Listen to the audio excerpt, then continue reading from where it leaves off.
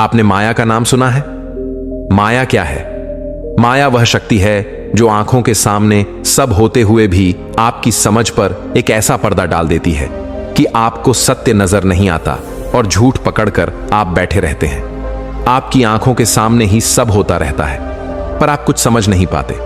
आप अपने चारों ओर देख सकते हैं, सभी लोग व्यस्त हैं, सभी लोग परेशान हैं, सभी लोग कहीं ना कहीं भागे जा रहे हैं। सबको एक दूसरे से कोई ना कोई दिक्कत है और सब अपनी जिंदगी को इस तरह से बर्बाद करने में लगे हैं कि जैसे इसमें उन्हें बहुत मजा आ रहा हो। कोई आपको समझा रहा है, किसी को आप समझा रहे हैं आप क्या हासिल करेंगे अपनी जिंदगी में। यह सब करके आप किसी से नफरत करते हैं, कोई आपसे नफरत करता है। आप लड़ रहे हैं, एक दूसरे का बुरा कर रहे हैं। सदियों से हम बस लड़ ही रहे हैं, परेशान हैं, चिंतित हैं और क्या कर रहे हैं अपनी जिंदगी में।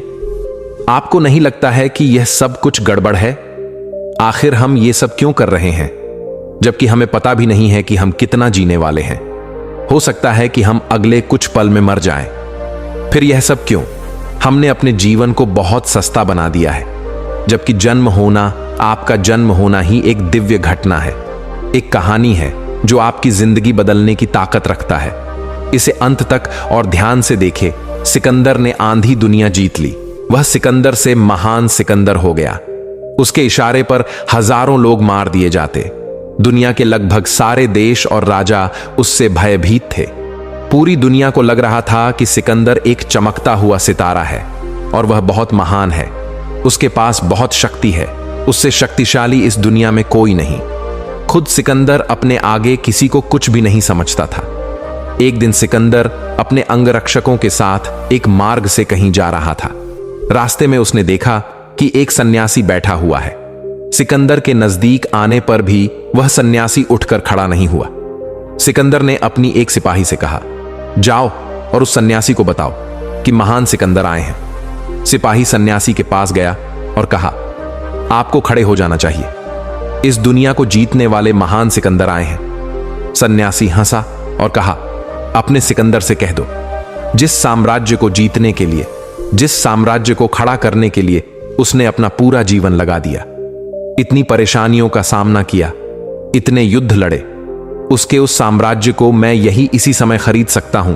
जब यह बात सिकंदर ने सुनी तो वह बड़ा हैरान हुआ।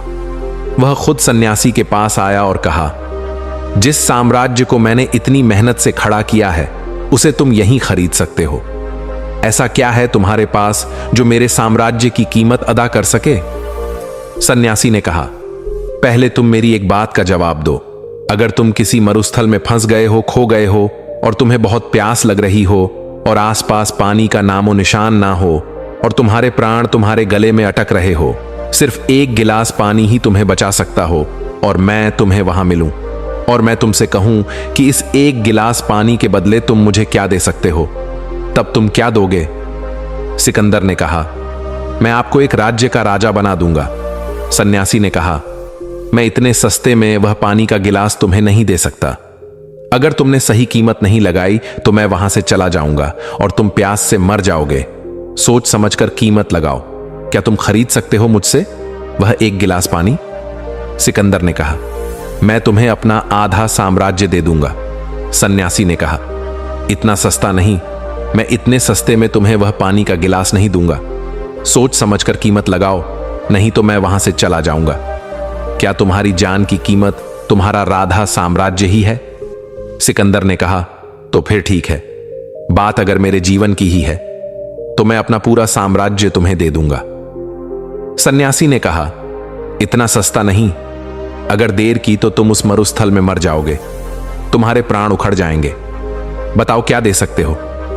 सिकंदर ने कहा, अपने जीवन भर की कमाई, अपना साम्राज्य तो मैंने तुम्हें दे दिया और क्या बचा मेरे पास, अब मैं क्या दे सकता हूं? सन्यासी ने कहा, देखा सिकंदर, अपना जीवन लगाकर जिस साम्राज्य को तुमने बनाया है वह एक गिलास पानी की कीमत के बराबर भी नहीं है। एक गिलास पानी में जो चला जाए, ऐसे साम्राज्य को बनाने में तूने पूरा जीवन लगा दिया तो तुमने क्या कमाया? एक गिलास पानी। सिकंदर सोच में पड़ गया। उसने कहा, मैं यह तो समझ गया हूं कि समय पड़ने पर यह पूरा साम्राज्य भी एक गिलास पानी की कीमत भी अदा नहीं कर सकता, लेकिन अगर कभी समय पड़ा और मुझे आपसे वह पानी का गिलास लेना हो तो मैं उसे आपसे कैसे ले सकता हूं, क्योंकि मेरा पूरा साम्राज्य तो उस एक गिलास पानी की कीमत भी नहीं चुका पा रहा। सन्यासी ने कहा, वह तो मैं तुम्हें ऐसे ही दे दूंगा। उस पानी पर मेरा कोई अधिकार नहीं है। पानी पर प्यासे का अधिकार होता है। तुम प्यासे हो तो वह पानी तुम्हारा है। वैसे भी ईश्वर ने किसी से पानी की कीमत कभी नहीं मांगी है। सिकंदर को पहली बार अपने झूठे घमंड अहंकार का एहसास हुआ। उसके मन पर माया का जो पर्दा पड़ा था उसमें दरार आ गई थी, पर सिकंदर ज्यादा न जी सका। किंतु मरते हुए वह यह सत्य जान चुका था कि इस दुनिया में ही उसने अपना समय खराब किया है। कोई भी साम्राज्य है, उसका खोया हुआ समय वापस नहीं लौटा सकता।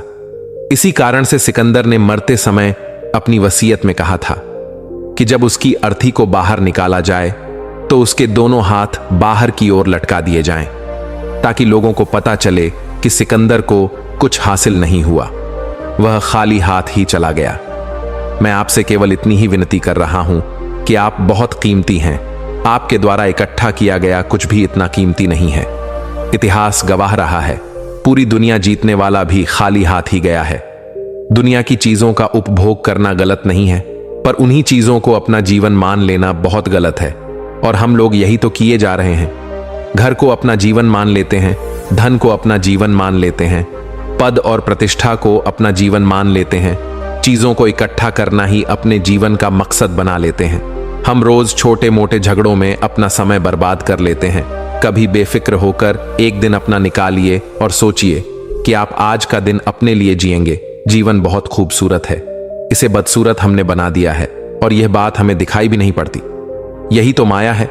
आपका जीवन कीमती है, आप कीमती हैं, आपका समय कीमती है। इसे ऐसे ही बर्बाद मत कर दीजिए, वरना जब समय नहीं रहेगा तब आपको इसकी कीमत पता चल जाएगी।